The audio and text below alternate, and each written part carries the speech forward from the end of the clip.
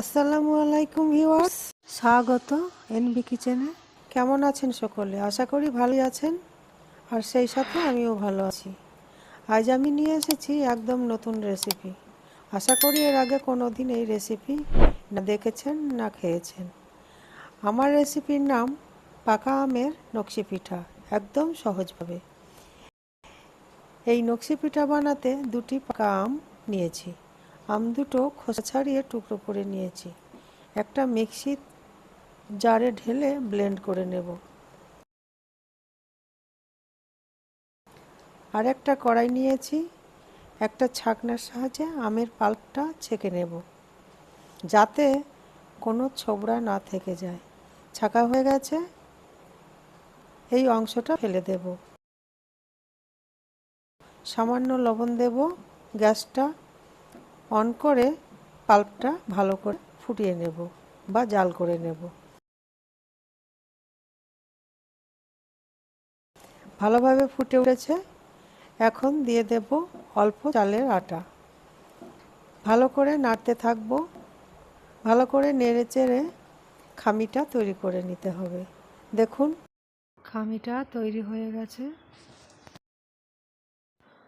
ঢাকা দিয়ে 5 মিনিট রেখে দেব। 5 মিনিট পর ঢেলে নেব। এখন হাতে একটু পানি লাগিয়ে খামিটা মেখে নেব। এই গরম অবস্থায় মাখতে হবে, তা না হলে গোটা বেঁধে যাবে। ভালো করে মেখে নিয়েছি।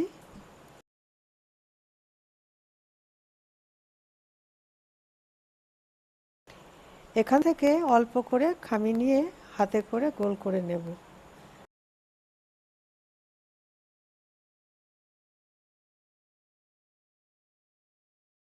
তারপর পিড়ে বেলুনে সামান্য একটু তেল লাগিয়ে লুচির আকারে বেলে নেব। একটা খেজুরের কাঁটার সাহায্যে নকশি পিঠার ডিজাইনটা তৈরি করে নেব। আমার কাছে ডিজাইন বানানোর জন্য কোনো কিছু সরঞ্জাম নাই, তাই এই খেজুরের কাঁটা দিয়েই ডিজাইনগুলো বানাবো। একদমই সহজভাবে বানিয়ে দেখাবো। একটু ধৈর্য ধরে দেখবেন, তাহলে আপনারা সকলেই পারবেন। আর এই পিঠাটা খেতে খুবই মজার হয়। একবার হলেও বাড়িতে বানিয়ে খাবেন। ভালো লাগলে ভিডিওটিতে একটা লাইক দিতে ভুলবেন না। সাথে সাবস্ক্রাইব করে চ্যানেলটিকে এগিয়ে নিয়ে যেতে সাহায্য করবেন।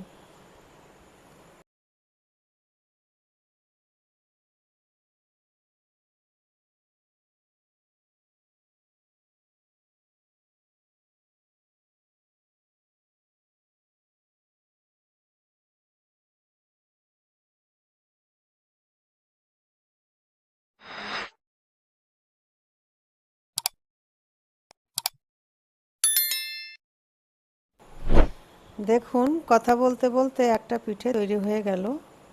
আরও একটা পিঠে বানিয়ে দেখাচ্ছি।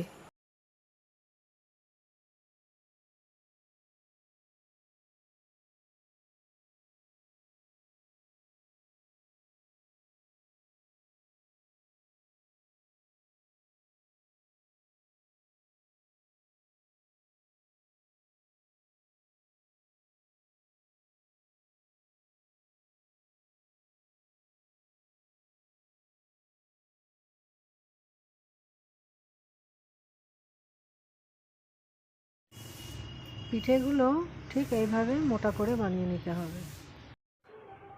সাইডগুলো চেপে চেপে এভাবে দাগ কেটে নেব।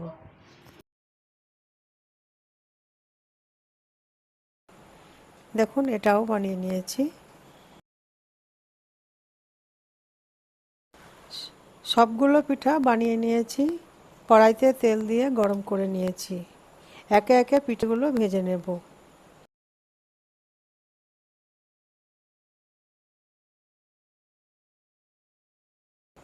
এই পিঠেটা ভাজা হয়ে গেছে, তুলে নেব। একইভাবে সব পিঠে ভেজে নেব।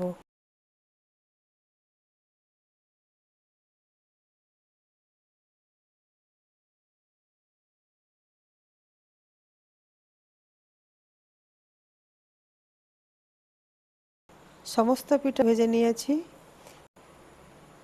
এখন আখের গুড়ের একটা সিরাপ তৈরি করে নেব।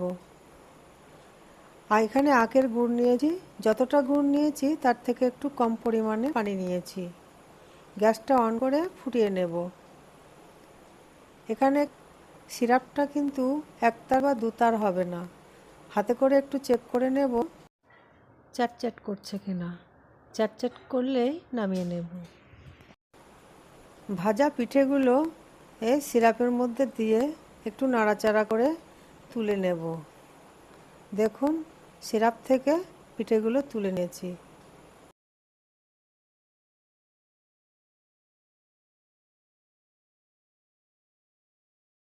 তৈরি হয়ে গেল আমার নতুন পিঠের রেসিপি। দেখুন পিঠেগুলো কতটা সুন্দর ও লোভনীয় লাগছে, খেতেও খুব মজার। তৈরি করা খুবই সহজ, যে কেউ বানিয়ে নিতে পারবেন। দেখতে যেমন সুন্দর, খেতে ততটাই মজার। আজ তাহলে এই পর্যন্ত। সবাই ভালো থাকবেন, সুস্থ থাকবেন। খোদা হাফেজ।